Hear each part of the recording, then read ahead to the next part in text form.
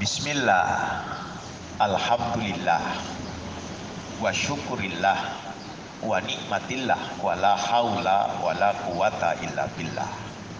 Allahumma salli wa sallim wa barik ala nabiyyina Muhammad wa alihi wa sahbihi wa man tabi'ahum bi ihsani ila yaumiddin. Sesi kedua ini ada hubungannya dengan sesi yang pertama. Ya, yuk khianat pada harta. Ini karena harta, ya mohon maaf ya, susah sekali orang dinasehati di dalam perkara harta. Dan ini bisa menerbitkan khawarij. Silakan. Bismillah. Al-Kabair, dosa besar ke-19, khianat pada harta rampasan perang, baitul mal dan zakat. Allah Ta'ala berfirman yang artinya, dan tidak mungkin seorang nabi berkhianat dalam urusan harta rampasan perang. Barang siapa berkhianat, niscaya pada hari kiamat dia akan datang membawa apa yang dikhianatinya itu. Al-Imran 161. Siapa saja yang khianat, padahal sifat kita sebagai manusia, iman dan munafik ini jadi satu. Sedangkan sifat munafik itu mempunyai 4 sifat. Riwayat yang lain 3 sifat. Salah satu ada yang melekat pada kita, maka ada sebagian sifat munafik itu ada pada kita. Jika 4-4-nya melekat pada kita, maka munafik tulen, kan begitu ya. Apabila dia diberi amanah, dia khianat. Ya. Nah, ini yang ayat ini turun jauh jauh sebelum peristiwa Dzul Khuwaisirah. Jadi Dzul Khuwaisirah tahu ayat ini. Tetapi apa yang dilakukan oleh Dzul Khuwaisirah ketika Rasulullah membagi harta rampasan perang? Ya Rasulullah, berbuat adillah. Loh, jangan kau khianati kami. Kami ikut perang bersamamu. Kok kami nggak dapat, orang yang malah dapat loh. Sebenarnya apa? Apa yang ditanyakan Dzul Khuwaisirah itu benar. Ya, sebenarnya benar. Cuman salah tempat.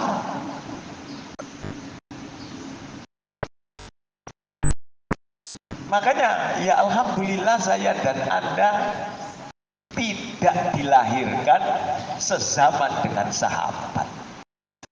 Jika sezaman dengan sahabat, belum tentu saya dan Anda menjadi pengikut Rasulullah. Boleh jadi yang penentang Rasulullah. Innalillah sudah. Kenapa? Secara akal saja benar. Yang ikut perang tidak dapat bagian, yang tidak ikut perang malah dapat bagian, bahkan lebih. Maka dikatakan, kenapa salah tempat? Satu, bahwa Dzul Khuwaisirah tahu yang ayat yang barusan dibaca. Tidak mungkin Nabi.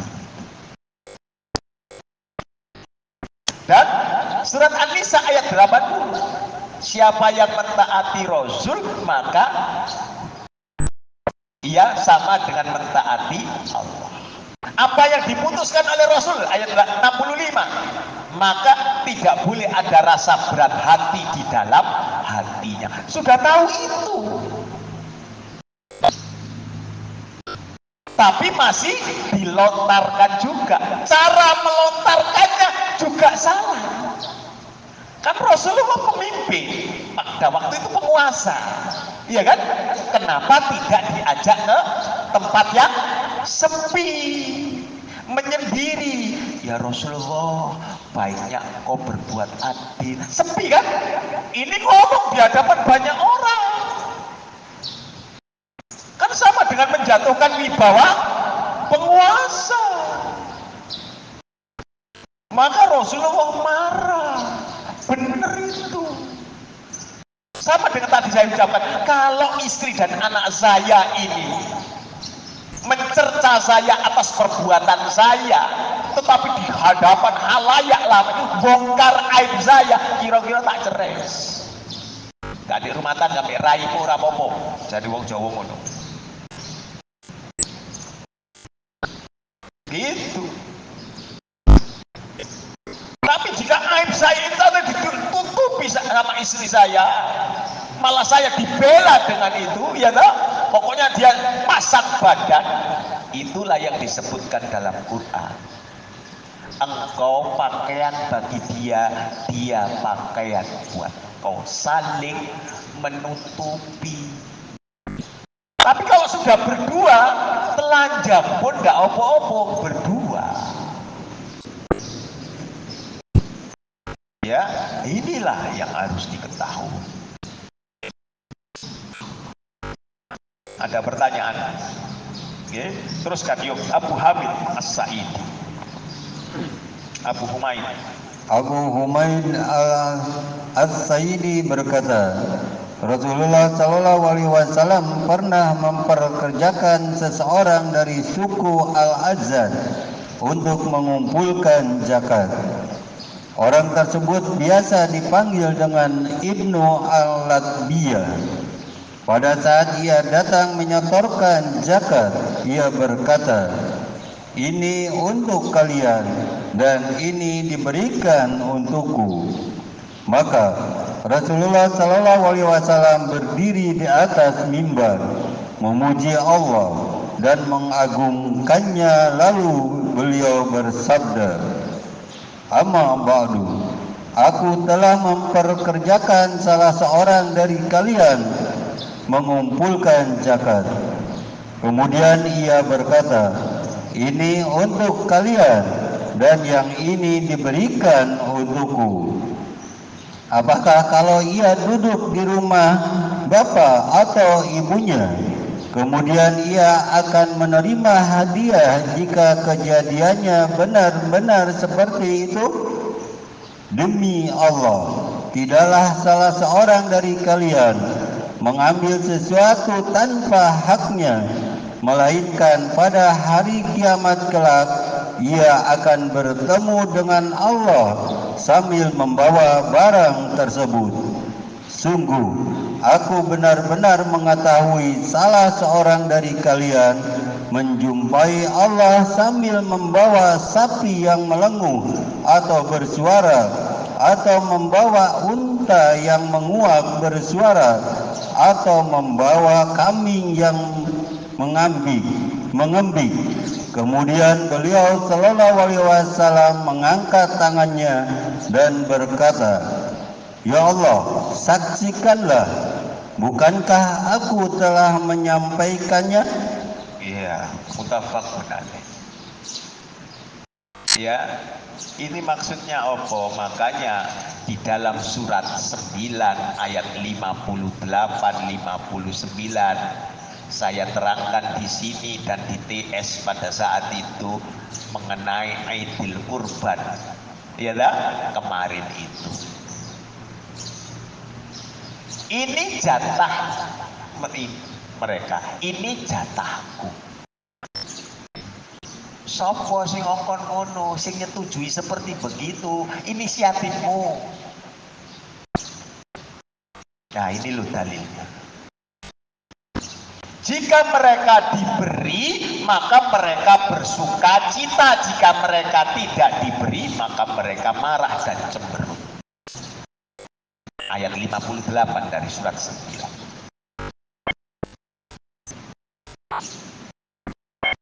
Tapi perlu diketahui,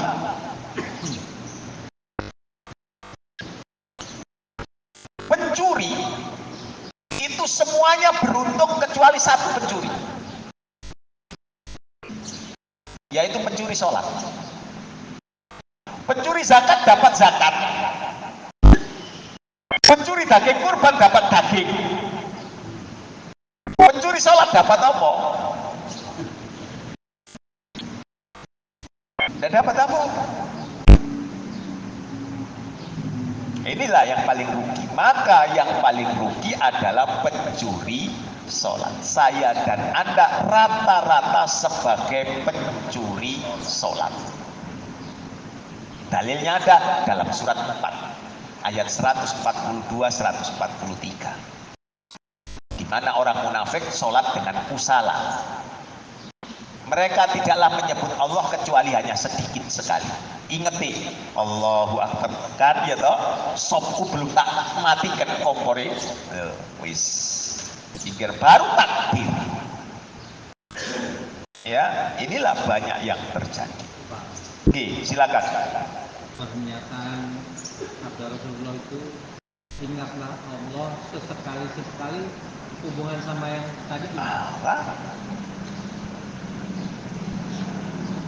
Mari kita lihat. Ya Abu Bakar, ini munafik. Wahai Abu Bakar, sesungguhnya aku ini munafik. Kata Hanzalah. Wahai Hanzalah, kenapa kau menyatakan demikian? Bukankah kau ini dipercaya oleh Rasul sebagai penulis Quran? Ya Abu Bakar,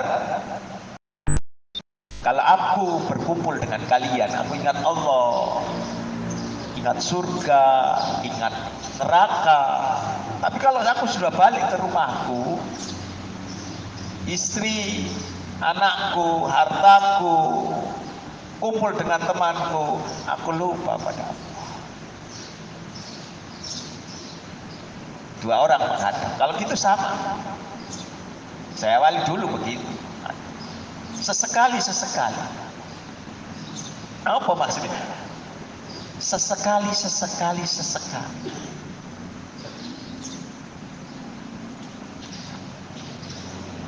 Hadis ini ada kaitannya dengan surat An-Najm ayatnya 32.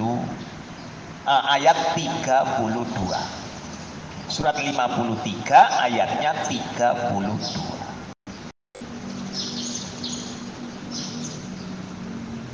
Siapa di antara saya dan Anda yang tidak berbuat dosa? Saya mau tanya. Tidak ada kan? Anda mengakui bahwa kita berbuat dosa. Tetapi yang disebutkan surat An-Najm tadi, surat 53 ayat 32 itu, jangan kau kerjakan al-kabair di antaranya yang sedang kita. Di situ adalah mereka orang-orang yang beriman itu yang masuk surga itu bukan mereka yang tidak punya dosa sama sekali, tetapi mereka adalah orang-orang yang menjaga dirinya dari dosa-dosa besar, dosa-dosa kecil. Tetap namanya manusia kok.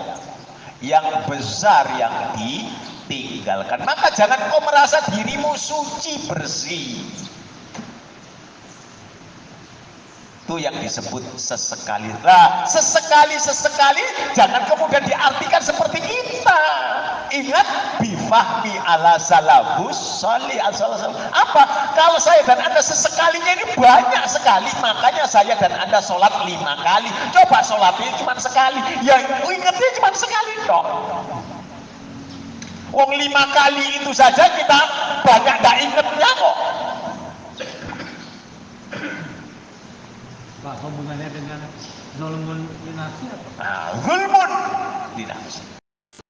Bukan zulmun azim. Surat 35 ayat 32. Bedakan ya dengan surat 31 ayatnya 13. Bedakan zulmun azim, zulmun nafsi. Menzalimi diri, ya, dan banyak menzalimi diri dengan apa? Dengan zulmun azim, yaitu kezaliman yang besar. Kezaliman besar itu adalah syirik. Bukan syirik lu, sama-sama tulisan. Kalau zulmun azim tidak ada yang bisa menghapusnya. Ya, kalau zulmun nafsi, zalimun li nafsi, ya tak? Tentang diri sendiri, maka Allah bisa ampunkan. Makanya ia masuk 3 golongan ini masuk ke dalam surganya Allah. Walaupun tiket yang kita ingin rebut adalah yang ketiga ini. Makanya doanya zulmum katsira, kezaliman yang banyak, tetapi dari kezaliman yang kecil-kecil. Ya, nah ini yang diampuni. Yang besar syirik 3. Surat 4 ayat 48 dan 116. Surat 4. Allah mengampuni semua dosa kecuali dosa syirik. Ya, ada lagi pertanyaan? Ya. Lalu yuk teruskan.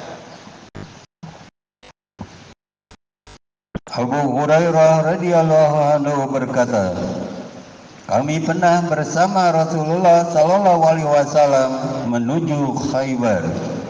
Kali ini kami tidak mendapatkan ghanimah atau harta rampasan perang berupa emas dan harta benda lainnya. Akan tetapi kami hanya mendapatkan ghanimah dalam bentuk perhiasan, makanan dan pakaian. Kemudian kami pergi menuju sebuah lembah. Pada saat itu Rasulullah sallallahu alaihi wasallam ditemani oleh seorang budak, hadiah dari seseorang dari suku Judjam. Pada saat kami turun, maka budak tersebut membuka perbekalannya. Tiba-tiba ia terkena lemparan panah dan tewas seketika. Lalu kami pun berkata, wahai Rasulullah, alangkah nikmatnya ia telah mendapatkan pahala syahid. Maka beliau bersabda, tidak seperti itu. Demi zat yang jiwa Muhammad berada di tangannya, sesungguhnya jubah yang ia ambil dari harta rampasan perang Khaybar yang belum dibagi-bagikan benar-benar akan menyulutkan api neraka baginya. Maka orang-orang pun menjadi takut. Lalu datang seseorang dengan membawa 1 atau 2 tali sandal, dan bersabdalah Rasulullah sallallahu alaihi wasallam, 1 atau 2 tali sandal dari api neraka. Muttafaq alaihi. Muttafaq benar. Tadi saya gabungkan dengan pertanyaan Abu Reza tadi. Ketika anak berbuat, bapaknya ya. Mari kita berdasarkan ini saja.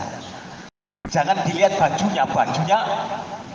bajunya dari yang haram, dari kena dirinya sebagai api neraka. Ya lah?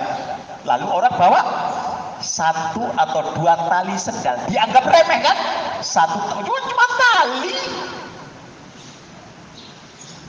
dari barang yang haram, tidak lain adalah api neraka. Demikian pula ketika saya sebagai kepala keluarga memberikan harta yang bercampur, tempat tinggal yang bercampur, motor yang bercampur, wis aku ora ero jawabane, jawab dhewe.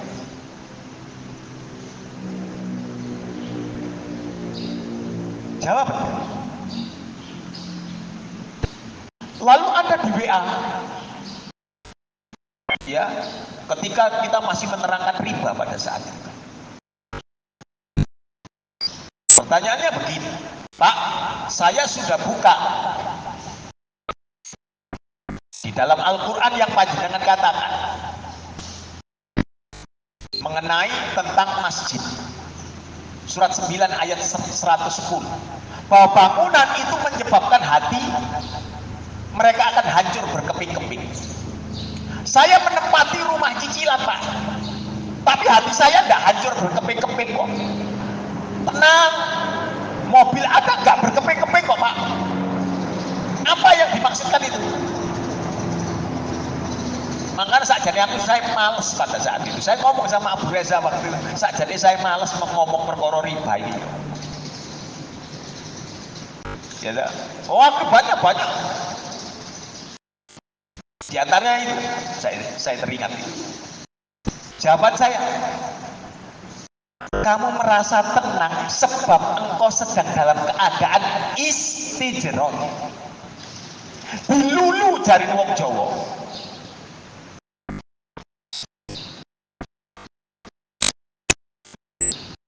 Kalau kamu sudah dilulu istijroh, tidak merasa sama dengan engkau melakukan bid'ah.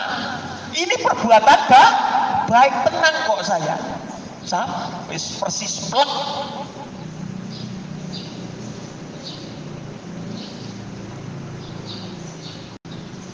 Jawaban dia apa?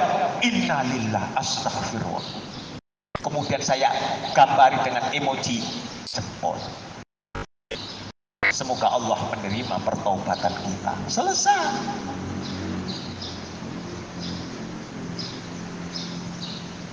Kenapa? Tadi dalil dipikirkan dengan pikirannya. Katanya dalilnya akan hancur berkeping. Saya enggak, malah tenang, Pak. Istijroh. Kamu lupa itu. Engkau sedang dilulu. Dulu Topik sudah tua sekarang sayangnya. Kalau dulu masih muda, ya, cantik. Karena dilulu tadi. Ya, nah ini. Ada pertanyaan lagi? Oke, silakan.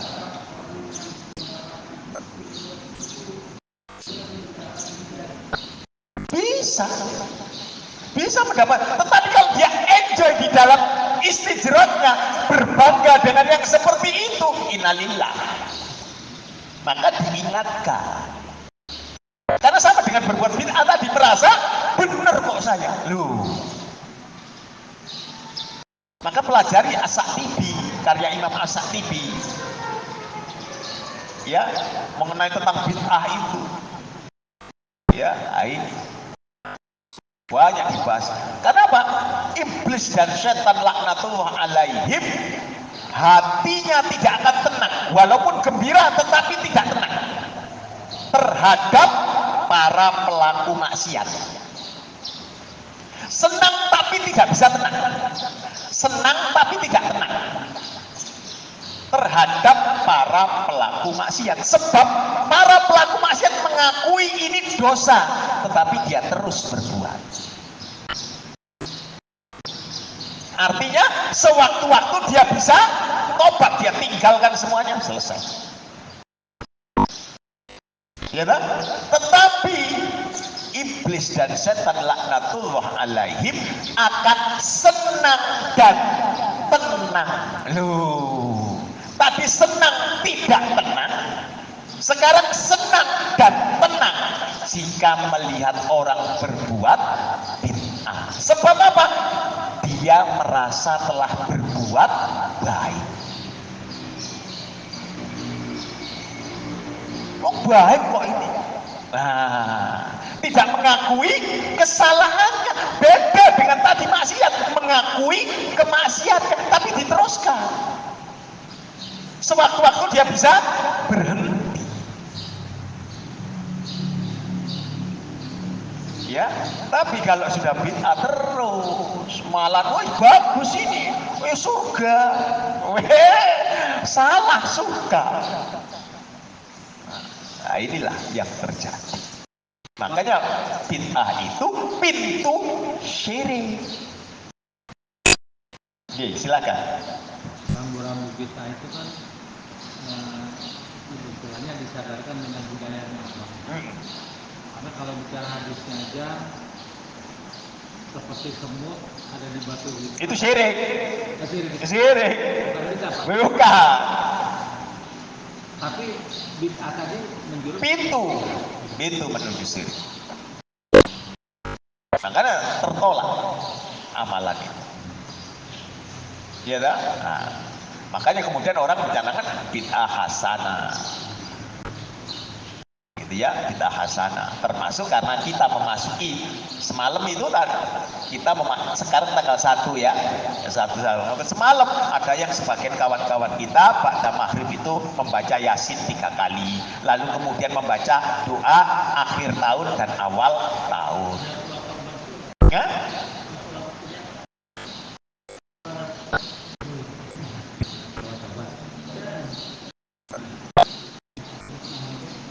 Ya, itu diantaranya. Jadi tidak ada yang seperti ini. Ya, tidak ada seperti ini. Inilah bid'ah-bid'ah yang kita kerjakan, merasa benar. Jadi tentang setan. Ada lagi? Ayo, Imam Abu Dawud. Imam Abu Dawud meriwayatkan dari Amr bin Su'aib dari bapaknya, kemudian dari kakeknya, bahwa Rasulullah Shallallahu Alaihi Wasallam, Abu Bakar dan Umar radhiyallahu anhuma pernah membakar perhiasan milik seseorang yang berkhianat dari harta rampasan perang dan kemudian menghancurkannya. Iya, sebagai penguasa hancurkan. Tapi sekarang apakah undang-undang perampasan aset akan diterapkan? Ya enggak mungkin, karena ya itu tadi yang mau mengesahkan juga berbuat seperti itu. Wis kono tok wae. Tandanya ketika pemerintah ini mau bersih-bersih, banyak yang tidak mau dibersihkan. Wis kono wae.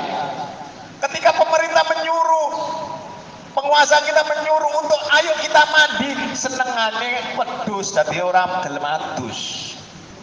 Ndak mau mandi. Wis cukup minyak wangi wae ora usah adus. Ya semprot wae. Ya sing penting wangi. Sikat gigi orang, sekarang ada semprotan untuk mulut toh supaya wangi. Atau permen kis supaya kis juga. Ya kan? Ya. Yuk, Abdullah bin Amr berkata. Abdullah bin Amr berkata, dahulu ada seorang laki-laki yang selalu membawa barang-barang bawaan Rasulullah Shallallahu Alaihi Wasallam yang bernama Kir-Kira. Kemudian ketika ia meninggal dunia, Nabi Shallallahu Alaihi Wasallam bersabda, ia akan masuk neraka.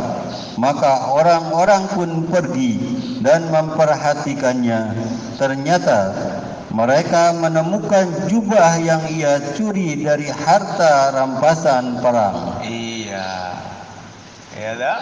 Inilah berat sih. Tadi mari saya dan Anda tidak usah tengok, karena kita kan tidak ada honima kan. Mungkin perang ya tidak. Artinya apa? Dalam yang sekarang ini kita bahas, kita menengok kembali rezeki kita, apa yang kita makan, apa yang kita pakai. Ayo mulai bersih-bersih sebagaimana Anda hampir tiap hari membersihkan rumah Anda. Betul nggak? Nyapu, ngepel. Sekarang Anda berusaha apa? Nyapu, ngepel dari nafkah Anda, dari yang Anda makan. Kalau tidak, tadi fitnah. Makanya surat 19 ayat 71 itu jalan. Nek ngono awake dhewe kebanyakan masuk neraka. Innalillah. Na'udzubillahi min dzalik. Allahumma inna na'udzubika min azabinnar. Allahumma inna na'udzubika min azabinnar. Allahumma inna na'udzubika min azabinnar. Ya, ini padahal tadi tali sendal satu atau dua tidak ada harganya. Saya pernah cerita ya kepada Anda, saya teman sendiri jualan nasi ya di PCI sana, Sinar Pagi, Minang Maimbau. Saya kirimi teh botol segala macam. Wong saya kan kalau beli nasi situ, wis bawaan Pak Jenggot, gitu ya. Lihat kerupuk kulit, ya tak ngambil, nggak ngomongin saya. Wong biasa makan nasi saja nggak bayar, ya tak kerupuk kulit wis beres. Astagfirullahaladzim. Begitu ya baru saya ngomong, dulu saya pernah alah wis. Untuk apa? Mencari ridhonya, diikhlaskan. Angel soalnya nyamil. Sampai masuk warteg makan dulu. Iya toh? Bayarnya bayar. Kerupuknya tadi gelem kehitung. Wajib balik sampai. Pak, ridhonya tadi apabila orangnya sudah meninggal yang mau diminta ridho, itu gimana? Itu yang berat sekali. Maka ada kali bersedekahlah atas nama orang itu.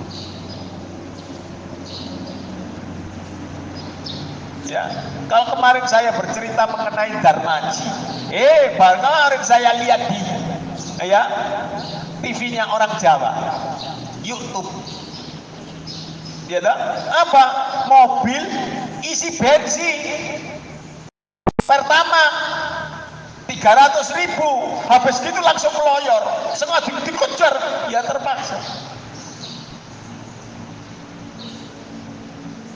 Ini Darmaji juga sama, ya tak? Ini termasuk Darmaji, walaupun berupa bensin.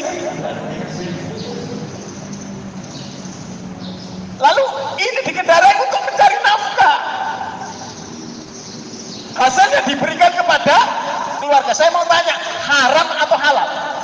Bercampur itu sudah. Lah kok enak?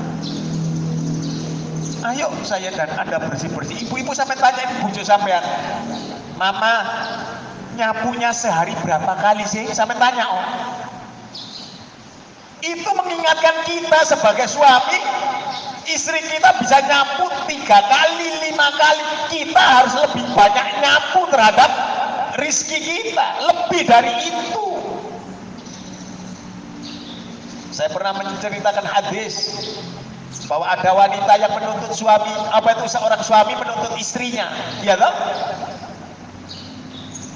Lalu disuruh tanya lagi, ya Allah, tanya suamiku, apakah dia tahu betul bahwa rezekinya yang haram ini betul-betul halal kemudian diberi? Tahu, ya sudah, tanggung jawabnya dia. Selesai.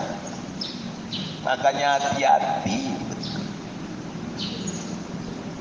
Mama, I love you. I love you too. Red. Kalau you cinta, maka bawa diriku menuju surganya Allah, surga dunia dan akhirat. Sebagaimana Rabbana atina fid dunya hasanah wa fil akhirati hasanah wa qina adzabannar. Itu I love you, you love me. Allah jangan berubah. I love you too. Nah itu kalian saling mencinta, maka saling menutupi. Ayo bersih-bersih. Istri saya sering ngomong, barusan tak sapu, nyapu lagi ada lagi kotorannya, nyapu lagi ada lagi kotor. Kok nggak habis-habis? Rezeki ini bojomu ya ngono, wis ngono wae. Nggak usah tengok orang lain ya. Dosa kita juga seperti itu, wis ngono wae. Kaitan sama yang dosa. Kan bulan Zulhijjah, Muharram, Dzulqa'dah, Rajab ini kan dikali lipatkan dosa. Iya, Kebaikan kan. Iya, surat 9 ayat 36. Nah, itu asbabnya kira-kira dasarnya apa tuh, Pak? bulan haram tidak boleh perang. Ya, tidak boleh perang. Ternyata di bulan haram orang masih melakukan perang. Maka orang yang melanggar aturan itu dilipat gandakan karena sudah tahu peraturannya dilanggar, dosa. Ya. Hari Sabat Yahudi adalah hari kebaktian. Surat 2. Cerita Yahudi. Ya. Jangan kau mencari nafkah. Jangan kau menjala ikan. Jangan kau memasang bubu. Iya tak? Hari Sabat, hari istirahat untuk memuliakan Allah. Sepekan sekali. Nasrani, hari Minggu, Ahad. Islam menggantinya dengan hari Jumat, hari raya. Tetapi Islam boleh bekerja. Tapi pada hari istimewa itu, hari raya, engkau harus banyak berbakti kepada Allah. Maka ada dalil, siapa saja yang datang awal waktu Jumat, maka ia seperti berkurban seekor unta, lalu seekor sapi, lalu kemudian apa? Seekor kambing, lalu apa? Ayam sampai telur. Ya, ketika khatib naik duduk di atas mimbar, assalamualaikum, itu sudah ditutup catatannya tentang kurbannya tadi, anggapan bola. Sampai sekarang datang waktu duha Jumat, waktu duha Jumat, kira-kira jam 8, setengah 9, sama teko. Pengen tahu sekarang apa Jawa marbot, saya saja baru bersih-bersih Pak. Loh, belum dipel, belum diapakan. Padahal dalilnya sudah tahu, saya dan Anda mendapatkan seperti berkurban seekor onta. Pak tadi itu datang, duduk berdiam, atau bisa ikut ngepel tapi dapat pahala juga Pak? Dapat. Hanya kiam. Ya ikut bersih-bersih kiam. Loh lah enak toh? Saya kan bos. Saya kan jamaah, bukan marbot saya. Loh. Padahal masjid tanggung jawabnya siapa? Semua.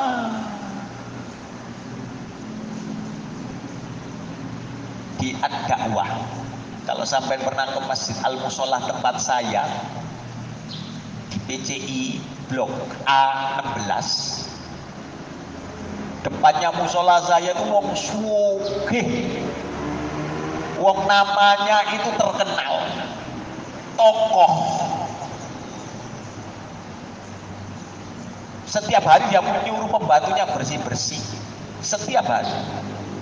Tetapi mohon maaf itu, ketika mau ngaji dia ikut usung-usung, dia menyiapkan segala macam, padahal dia nggak ada yang berani memperemok, pegawainya banyak.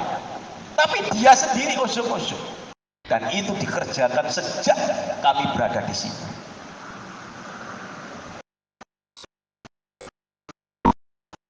Ya, semuanya.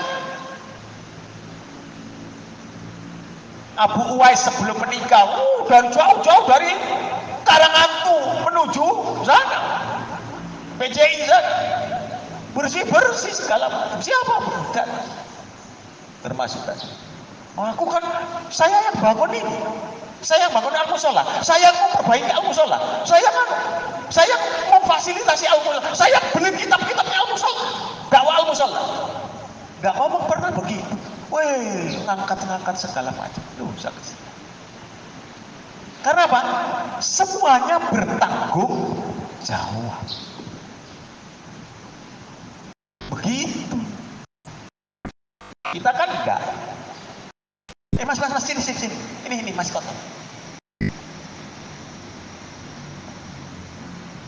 Ya kan? Kenapa enggak kok pungut, buang? Apa sih salah? Sini.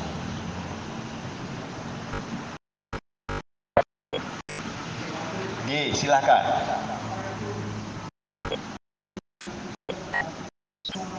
Semua. Nah,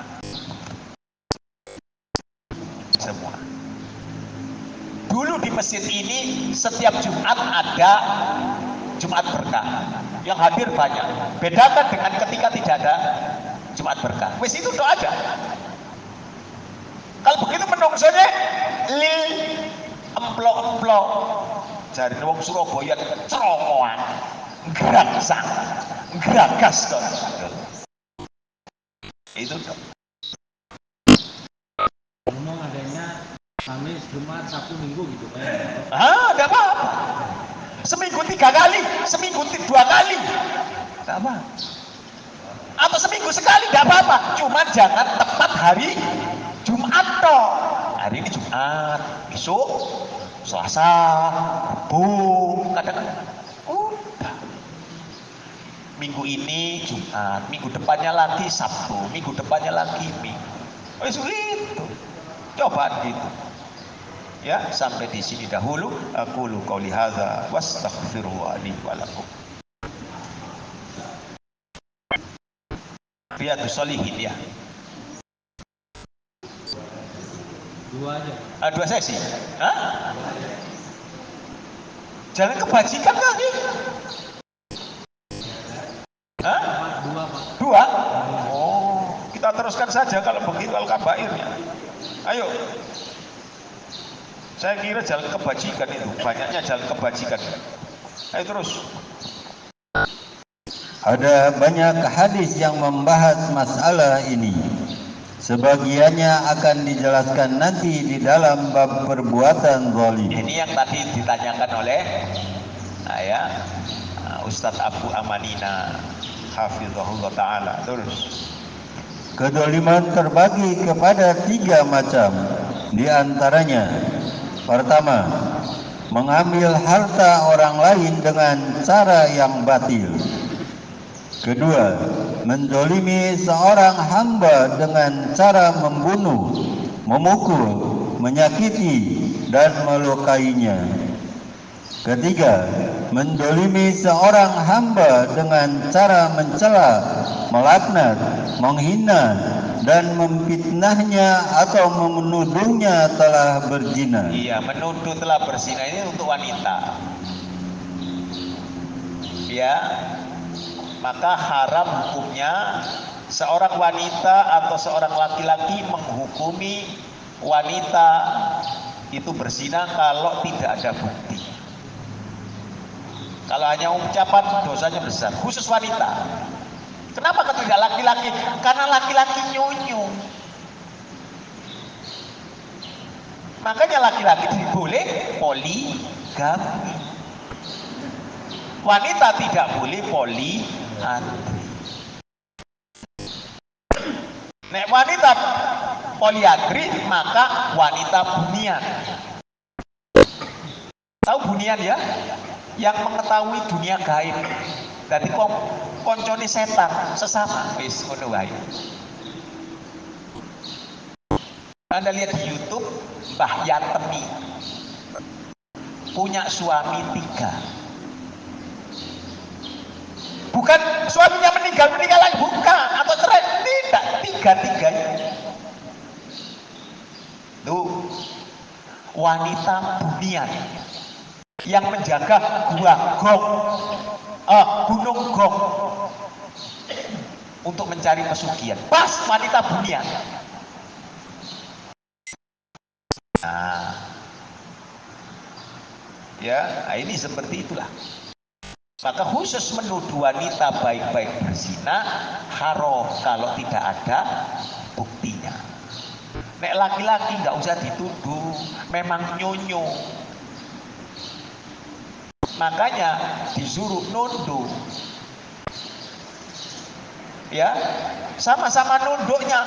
Wanita panjang ayatnya. Ayat 31 dari surat An-Nur. Laki-laki pendek. Ya, surat An-Nur ayatnya 30. Wis itu toh. Tapi wanita panjang. Kenapa? Di situ ada tambahan harus menutup aurat segala macam karena wanita sumbernya. Lalu di dalam Riyadhus Shalihin, godaan laki-laki yang paling berat itu wanita. Makanya disebut wanita, wani ditoto. Sopo sing wani noto? Nah itu ya noto. Si noto ini panoto gomo. Bukan sembarang noto, kudu panoto gomo. Panoto agama. Yang ngerti, laki-laki yang mengerti agama jadi suami itu yang harus banyak mengerti agama dulu daripada yang perempuan. Itu loh. Ya. Misalkan sekerta itu. Sang sekerta. Lah memang bahasa Jawa kuno kan begitu. Ya. Makanya pengagumnya panoto gomo. Ya, bong wilaheng itu. Mingkar mingkuring angkoro, akorono karnan mardi siwi, sinawung resmining kidung, sinubo sinukarto. Ya. Aduh Gusti pakertining ilmu ingkang tumrap ing alam donya. Agama ageme ngaji. Inilah. Nah itu. Ya. Di situ disebutkan. Baru disebut wong sepuh. Liring sepuh. Apa yang disebut sepuh? Liring sepuh. Sepi hawa awas loro ning atunggil. Ya. Yang disebut orang tua itu harus sepi hawa. Hawa itu apa? Udara. Udara itu tidak berbentuk. Tetapi begitu ditangkap punya berat yang ringan, tetapi harus sepi. Artinya apa? Harus benar-benar sepi dari keinginan-keinginan yang syahwat itu sepi. Hawa. Awas loro, hati-hati berdua. Awas loro. Ning atunggil surat 33 ayat 4. Allah tidak akan menciptakan dua hati di dalam satu rongga. Artinya apa? Allah tidak boleh dipersekutukan dengan sesuatu. Atunggil. Awas loro. Jangan sampai ada Allah kemudian yang lainnya minta-minta kepada selain Allah. Hati-hati. Awas loro. Ning atunggil. Apa meneh? 3, 4 dan yang lain tambah ada. Nah itu. Tapi banyak filosofi Islam itu. Lah memang filosofi Islam sebenarnya cuma di bahasa Jawa kan yang bercampur. Ya, hong wilahing sekaring bawono langgeng. Ini. Terus yuk kemudian sesungguhnya Nabi Shallallahu Alaihi Wasallam ketika di Mina, beliau pernah berkhutbah di hadapan banyak orang.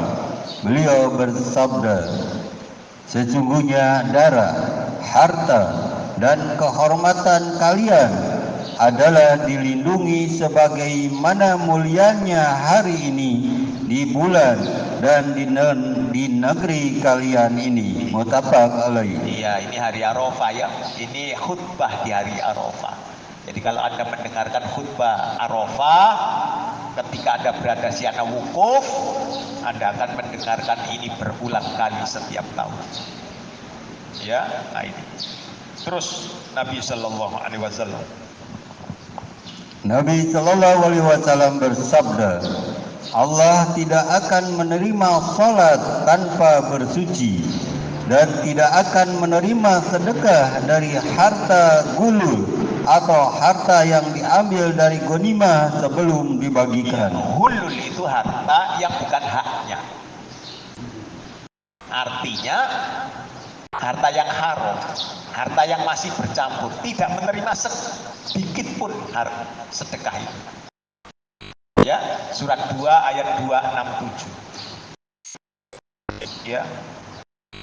Sedangkan kalian sendiri memicingkan mata. Ini, ya. Jadi hati-hati sekali lagi tadi, ya. Tentang harta kita, yuk kita sebagai suami yang mencari nafkah. Bagaimana kalau istri yang mencari nafkah? Nek sampean sehat, istrinya yang mencari nafkah, sampean perlu dipertanyakan kesehatan jiwa panjenengan. Saya mengkhawatiri Anda kena ODGJ, ngono wae. Karena Anda laki-laki. Karena sampean melanggar surat 4 ayat 34. Ar-rijalu qawwamuna 'alan nisa. Laki-laki itu menafkahi. Ya. Itu kalau Anda sehat, kecuali Anda wis tuwa, cacat, ya tidak sehat, nah itu berbeda. Seikhlasnya istrinya. Maka istrinya yang memberikan, maka itu sedekah buat dia. Suami memberi nafkah tetapi tidak cukup, kemudian dicukupi oleh istrinya, maka istrinya sebagai sedekah pada suami. Sampai segitunya, tapi laki-laki harus memberikan, wajib. Ya, makanya kalau punya harta, punya simpanan, ya jangan istri simpanan saja ya, harta simpanan. Maka Anda punya tabungan, maka tabungan untuk istri Anda ketika Anda meninggal, siapkan untuk 1 tahun. Surat 2 ayat 240. Lalu saya ditanya oleh Abu Ilham, gimana kalau suaminya pensiun? Apa uang pensiun? Nah, ya kan? Oh, beres. Nah, karena tidak sempat nabung, Pak, langsung habis begitu ya sudah. Benar. Ya, nah ini. Ada pertanyaan?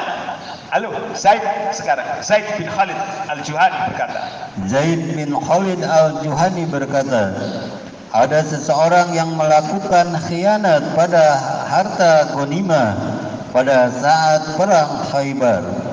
Ketika meninggal dunia, Rasulullah Shallallahu Alaihi Wasallam tidak mau mensolatinya. Beliau bersabda, sesungguhnya teman kalian ini telah berkhianat di jalan Allah. Kemudian kami pun menggeledah harta benda miliknya, dan ternyata kami menemukan sebuah mutiara yang nilainya 2 dirham. Iya, kalau kita kan tidak, pokoknya Islam ya kita sholatkan kan. Pelaku riba kita sholatkan, nggak boleh.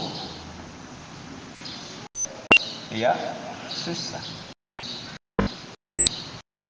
Ya, orang utang saja Nabi tidak mensolatkan, tetapi Nabi mengatakan solatkan teman kalian. Orang lain yang disuruh, bukan dia. Untuk orang yang utang, itu utang biasa loh. Utang riba sama dengan tidak akan disolatkan. Itu pengertiannya gimana, Pak? Nabi nggak mau nyolatin tapi menyuruh sahabat itu. Iya, orang itu punya utang, iya kan? Bukan dia yang mensolat, orang lain saja. Artinya apa? Tetua kampung tidak mensolat, rakyatnya saja, yang tembre-tembre, kelas bawah yang mensolatkan.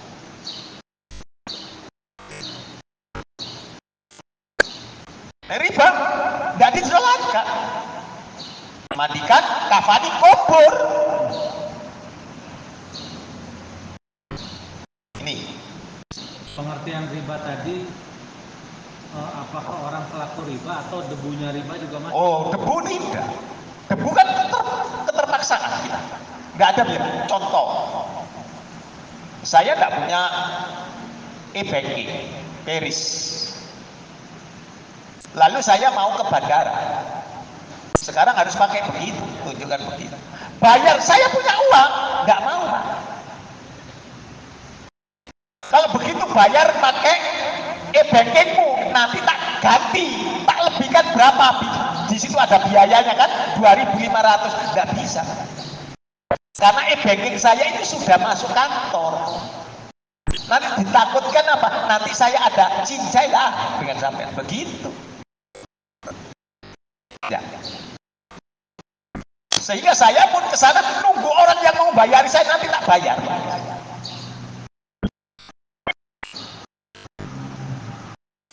Ketika berangkat saya dimarahi sama istri saya. Kenapa? Terlambat saya naik plane-nya. Karena nunggu orang yang mau bayari saya pakai itu. Sehingga saya harus beli tiket lagi.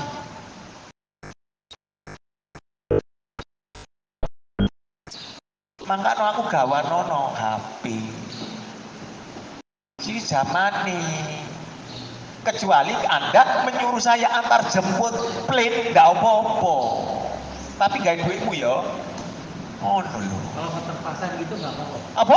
Artinya keterpaksaan. Ya kena debunya riba ya dosa, tapi tidak sebesar dosa yang ribawi, jelas riba.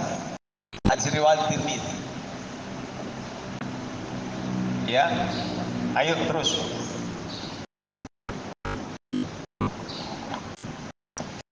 Imam Ahmad berkata, setahu kami Nabi Shallallahu Alaihi Wasallam tidak mau mensolati seseorang yang berkhianat di dalam harta ghanimah dan orang yang bunuh diri. Iya.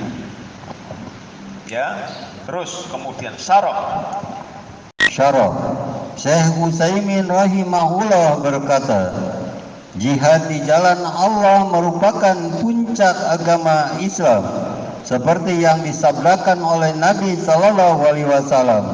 Sedangkan mati syahid di jalan Allah bisa menghapus segala dosa kecuali utang. Tapi saya sudah tidak punya utang, ya bayar kalau saya mati, utang saya dibayari oleh asuransi. Bodoh, jalanmu salah. Wis riba ditutup riba, pas. Murokab sebutannya dalam bahasa Arab, kuadrat kesalahanmu. Kita secara akal, kan tidak punya tanggungan. Saya 9 tahun jadi pegawai asuransi, saya punya S2 di asuransi. Saya tahu betul kejahatannya asuransi. Ngono wae. Kepeksa Pak, ya wis, debunya riba. Contoh, kita diwajibkan BPJS kan gitu kan, debunya riba. Biarkan kita kan ikuti saja, tapi kita tolak sebenarnya. Paham ya? Oh.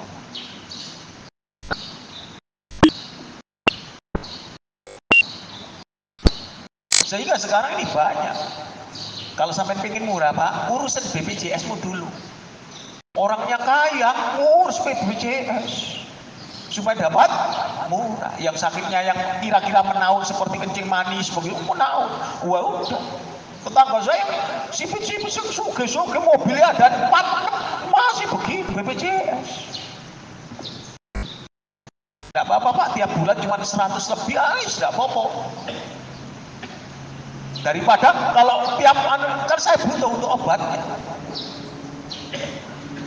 Ya, inilah jadi mangsa jadi.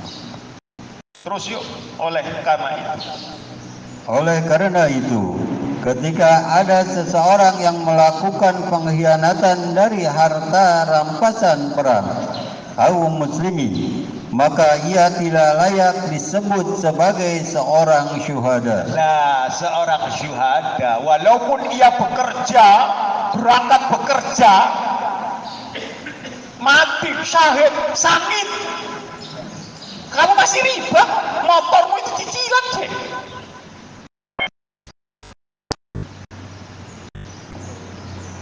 Tuh, dalil.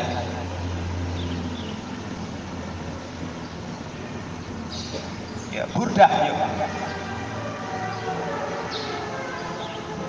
Burda adalah sejenis pakaian dan jubah yang telah diketahui semua orang. Makna kalimat golaha artinya menyembunyikannya. Maksudnya, menyembunyikan harta rampasan ketika berperang dengan orang-orang kafir. Ia menyembunyikan harta rampasan perang. Habis. Terusnya nggak ada. Oh, nggak ada, yes.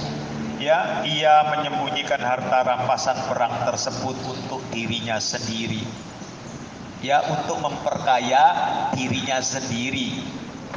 Tadi sama dengan riba, memperkaya dirinya sendiri padahal Allah sudah melarangnya. Ya, maka ia akan diazab di neraka jahanam dan ia tidak akan mendapatkan gelar yang mulia walaupun ia orang menghakimi dia sebagai syuhada. Tadi, waduh, alhamdulillah dia mati dalam keadaan syahid. Ada nabi berani mengucapkan kalau saya, iya ya, syahid.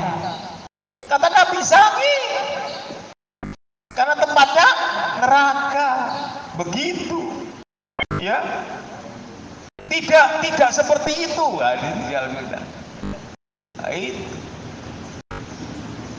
Ya, inilah. Ada pertanyaan? Oke, silakan.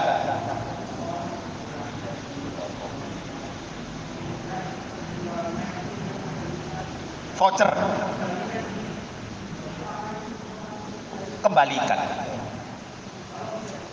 Dosa. Nanti yang nanggung itu kan, ya, kembalikan. Kecuali sampai tidak ngitung.